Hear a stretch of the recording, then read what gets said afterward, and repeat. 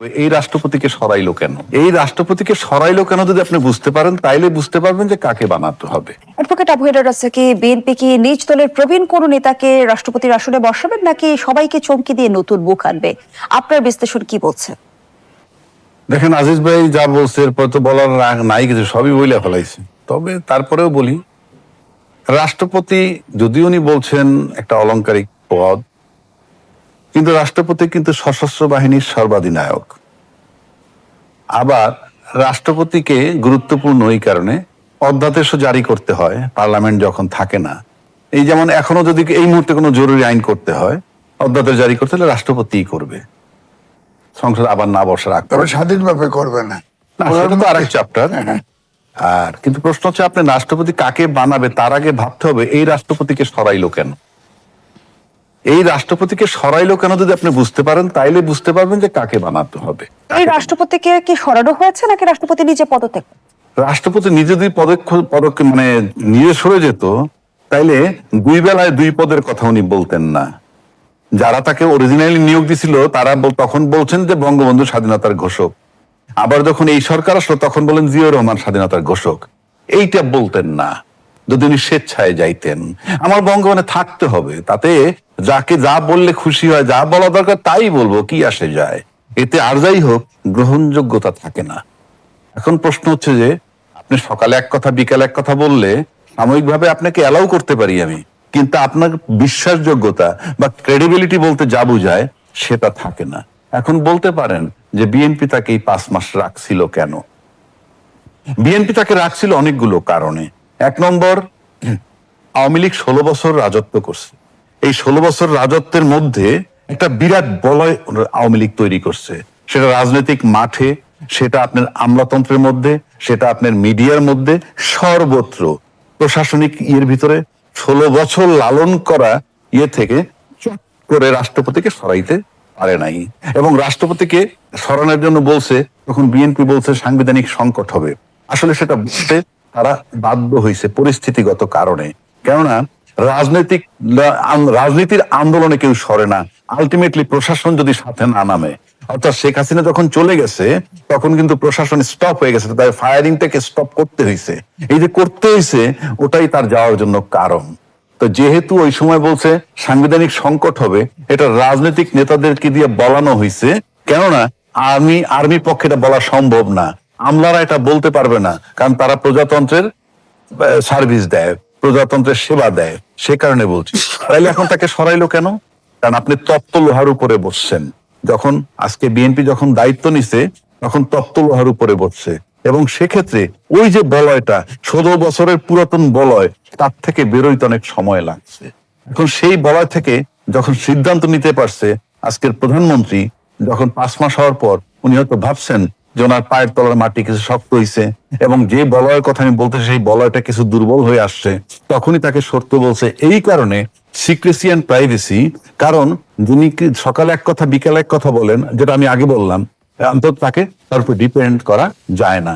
এবং এই সরকার আমার কাছে মনে হয় নির্বাচনের সময় যে জায়গাটায় ছিল বা নির্বাচনের ইমিডিয়েট আগে, সেটা নির্বাচনের পর সময়ের ব্যবধানে আমার কাছে মনে হয় যে কোনো একটা অনেক জায়গা থেকে সরে আসছে এই সরকার। সরে আসার কারণে ওই বলয়ের সাথে তার একটা প্রবলেম তৈরি হতে পারে, একটা গ্যাপ তৈরি হয়েছে। তা নাহলে যাকে 5 মাস রাখলাম তাকে এখন সরানোর প্রয়োজন ছিল না। এই যে রাষ্ট্রপতি, যে বলয়ের রাষ্ট্রপতি, আওয়ামী শক্তির রাষ্ট্রপতি, সে কারণে তাকে সরাইতে হইতেছে এখন, যেটা এই সরকার মনে করতেছে, তাই তাকে বলা হয়েছে। এখন যদি আমাকে প্রশ্ন করেন তাহলে কাকে বানানো যায়, এখন বিএনপির ভিতরে বানানোর লোক আছে। আজিজ ভাই বলছে যে তুমি যোগ্য। ইয়েস, আমি তাকে অযোগ্য মনে করি না, কারণ আমরা ইতিমধ্যে দেখেছি এমন অনেক প্রতিভাবান লোক পছন্দ করেছেন বিএনপির টপ নেতারা, একদম সর্বোচ্চ নেতা যিনি, তাকে নিয়ে অনেকজনে অনেক কথা বলে। কিন্তু আমি বলি যে না, এটা হয়তো সঠিক না, কারণ মাননীয় প্রধানমন্ত্রী তার তৃতীয় নয়ন দিয়ে কার প্রতিভা কিভাবে দেখছেন আমরা সেটা জানি না। কাজী ওনার দলের ভিতরে বহু লোক আছে, এমন লোকরাও নিতে পারেন যারা আমরা নিন্দা করতে পারি, কিন্তু উনি তৃতীয় নয়ন দিয়ে হয়তো দেখবেন যে উনি প্রতিভাবান। আবার উল্টা দিকে আসেন আর একটা কথা বলি, এটা আমার কনসার্ন। আমি একটা সচেতন লোক হিসাবে যেই বলয় থেকে উনি বেরিয়ে যাচ্ছেন এবং যে সমস্ত কারণে এই রাষ্ট্রপতিকে সরানো হইল উনি ওনার দলের ভিতর থেকে এমন কাউকে যাতে না নেন যিনি একই বলয়ের হয়ে যান, কিংবা শাহাবুদ্দিন সাহেবের মানে রিপ্লেসমেন্ট যাতে হুবহু না হয়ে যায়। কেননা কোন দলই, ওই দল থেকেই বলা হচ্ছে, তার উপদেষ্টারাও বলতেছে অনেক গুপ্ত জামাতও নাকি বিএনপির ভিতরে আছে, সুপ্ত অনেক লোক আছে, গুপ্ত অনেক লোক আছে, তার দলের লোকেরাই বলছে।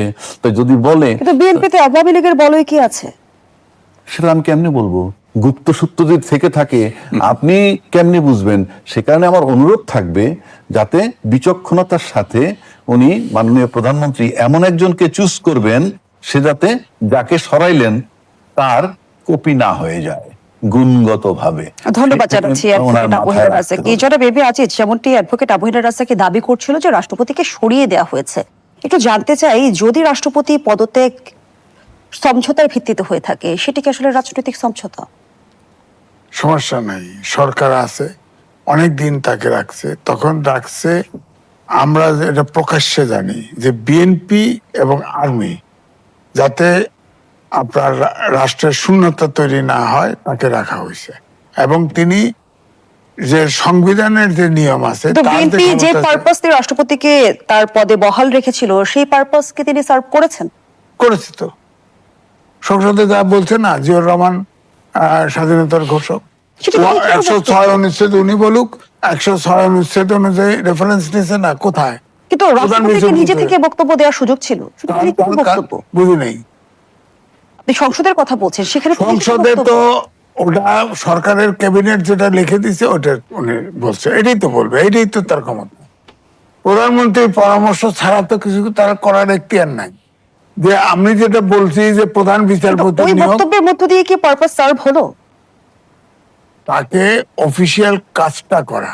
ধরেন ওই সময় ধরেন প্রধানমন্ত্রী ছিল, শেখ হাসিনা পালিয়ে গেছে, স্পিকার সেনানিবাসে আশ্রয় আছে, হ্যাঁ, রাষ্ট্রপতি যদি চলে যেত সরকারের কি থাকতো? তো এর আগে তো তিনি দাবি করেছেন যে তিনি পদত্যাগ পত্র পাননি, কে? রাষ্ট্রপতি। সে তো, আমরা তো জানি তো, মানব জমিনের সম্পাদকের কাছে বলছে, আর নাই বলছে, এটা সত্য।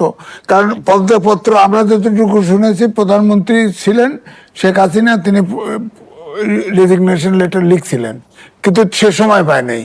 কারণ বঙ্গভবনে আসলে তো খতম হয়ে যায়, সুতরাং সোজা শেখ হাসিনা যেখানে জনগণ দিয়ে ক্ষমতাচ্যুত হয়েছে, সেখানে পদত্যাগ পত্র কি আসলে মুখ্য? দরকার ছিল। দরকার এখন ছিল? তো হ্যাঁ, দরকার ছিল।